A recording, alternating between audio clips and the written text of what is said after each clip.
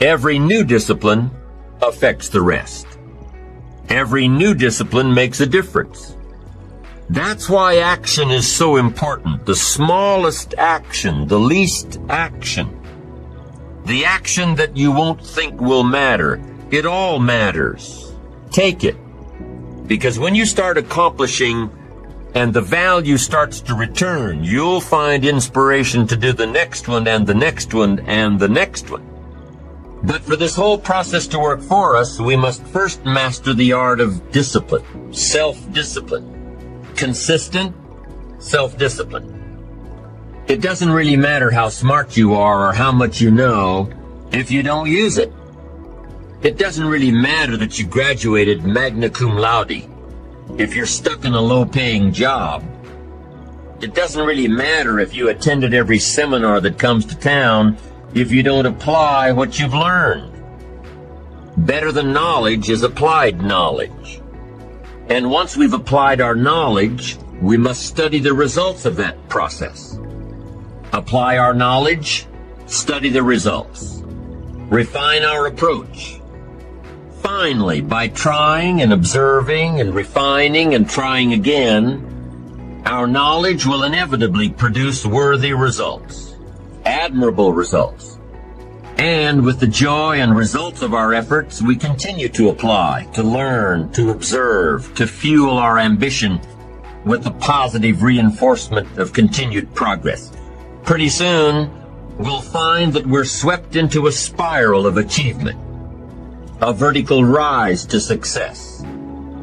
It takes consistent self-discipline to master the art of setting goals, to master the art of time management, to master the art of leadership, to master the art of parenting and relationships. If we don't make consistent self-discipline part of our daily lives, the results we seek will be sporadic and elusive. It takes a consistent effort to truly manage our valuable time, or we'll be consistently frustrated. Our time will be eaten up by others whose demands are stronger than our own. It takes discipline to conquer the nagging voices in our minds. The fear of failure, the fear of success, the fear of poverty, the fear of a broken heart. It takes discipline to keep trying when that nagging voice within us brings up the possibility of failure. It takes discipline to admit our errors and recognize our limitations. The voice of the human ego speaks to all of us.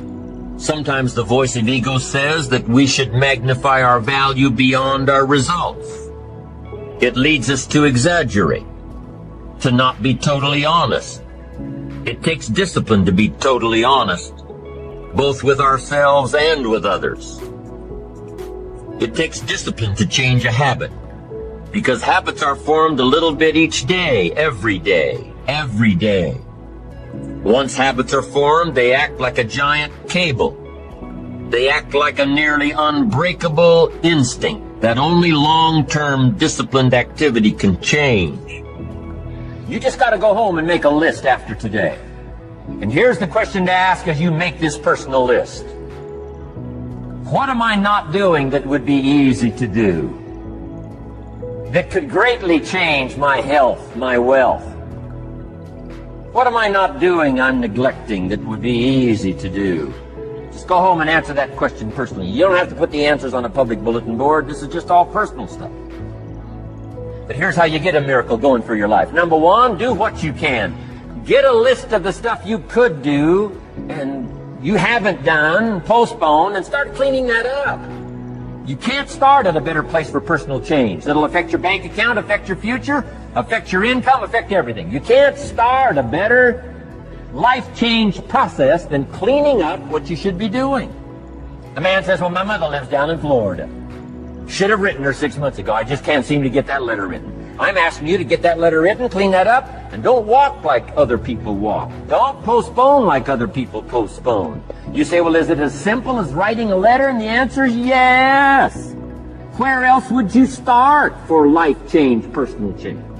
Now, here's the second part of the miracle. Number one is do what you can. Here's number two, do the best you can. If that's not your philosophy, I would ask you to amend it. Let me give you the best of ancient script. Here's what it says. Whatever your hands find to do, do it with all your might, do it with all your strength, and do it with all your power. What a good philosophy. That kind of philosophy will revolutionize your life if you haven't picked it up lately. Guy slips in late, company doesn't seem to mind, slips out early, first one in the parking lot, heading for happy hour. Stretches his break, comes early for lunch, late back from lunch, company doesn't seem to notice. Guy says, best as I can calculate, I'm putting in about a half a day's work and I'm collecting a full day's pay. Little does he know the seeds of his own disaster are already being sown by the weakness of his own personal philosophy. It's not the economy that's going to determine your next 6 years. It's your philosophy about labor and about activity and about miracle and soil and seed and sunshine and rain and the economy and the banks and the money and the companies and the schools and what's going on. It's your philosophy and your attitude and then your ability to take action. All of that we call the process of life change, miracle working.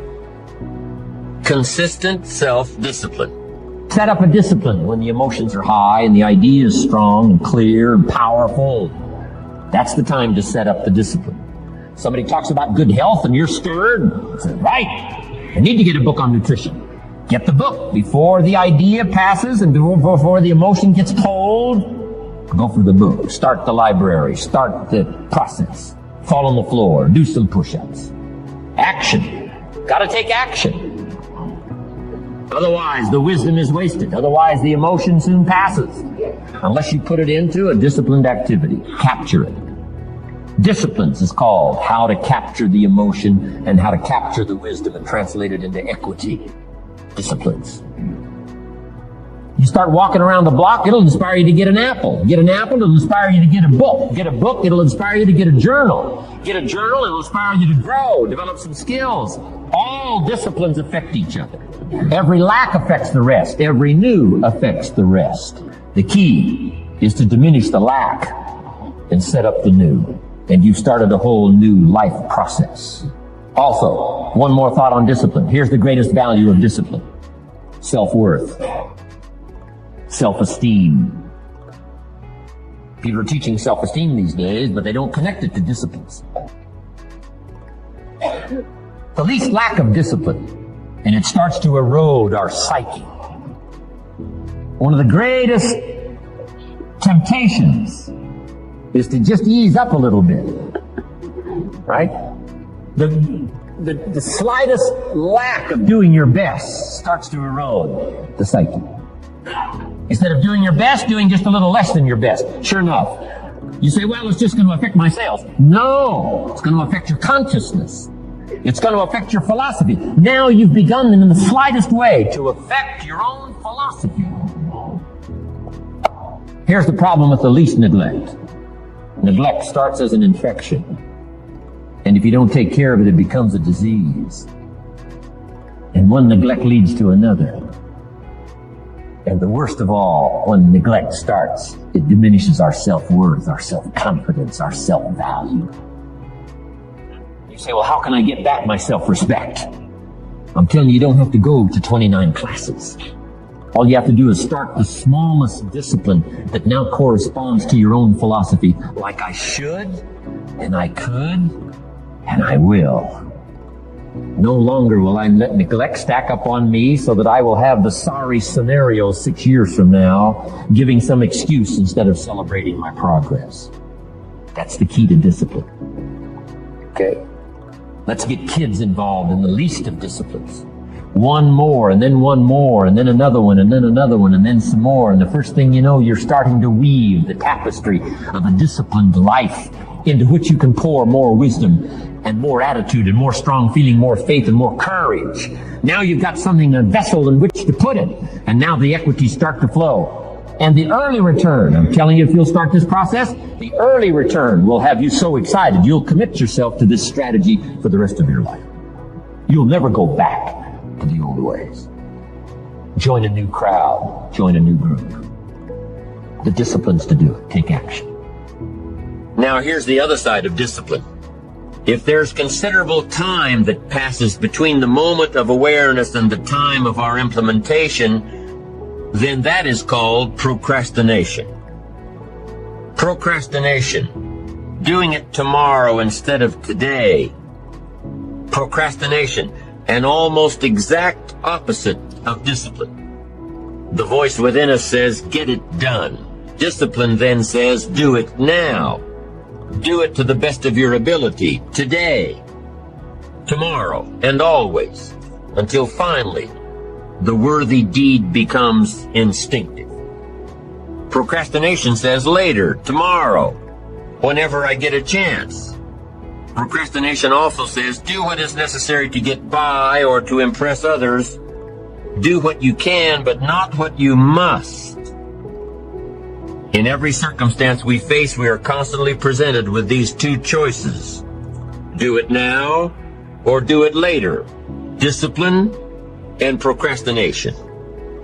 A choice between a disciplined existence, bearing the fruit of achievement and contentment, or procrastination, the easy life for which the future will bear no fruit, only the bare branches of mediocrity. The rewards of a disciplined life are great, but they're often delayed until some time in the future. The rewards for the lack of discipline are immediate, but they are minor in comparison to the immeasurable rewards of consistent self-discipline. An immediate reward for lack of discipline is a fun day at the beach. A future reward of discipline is owning the beach. For most, we choose today's pleasure rather than tomorrow's fortune. So how can you get rid of the easy distractions? How can you keep your mind on what you're trying to do? How can you keep an attitude of doing it all and doing it now? How can you make the choice of discipline over procrastination? How can you stay focused on your ambitions? How can you avoid conversations at the water cooler? You can keep your focus on your work. You can get it done today instead of tomorrow. You've got to really work on your consistent self-discipline on a daily basis, or you'll find yourself distracted. Distracted by negative thoughts, distracted by negative people, distracted by water cooler chatter, and pretty soon, depending on the type of people you've associated with, distracted by your doubts within yourself. Never underestimate the power of influence and associations. And never underestimate the power of your own consistent self-discipline. Now let's take a closer look at discipline, at the 3 steps to becoming disciplined. First, true discipline is not the easiest option. Most people would rather sleep until 10 o'clock than get up at 6. It's easier to go to bed late, sleep late, show up late, leave early. It's easier not to read. It's easier to turn on the television than to open a book. It's easier to do just enough than to do it all. Waiting is always easier than acting. Trying is always easier than doing. Imagine what life would be like if we didn't have to make our bed in the morning, or keep our garage clean, or pay our taxes, or show up for work tomorrow. Wouldn't it be fascinating if we didn't have to do these things? Wouldn't it be fascinating? What do you suppose would become of us? You're right. Not much. For whatever the reason, the system we live in and contribute to is designed to make the easiest things in life the most unprofitable. Profitable seems to be the most difficult. Our world is and always will be a constant battle between the life of ease and its momentary rewards and a life of discipline and its far more significant rewards. Each has its own price. The price of discipline or the price of regret. The second lesson of discipline is that it's a full-time activity.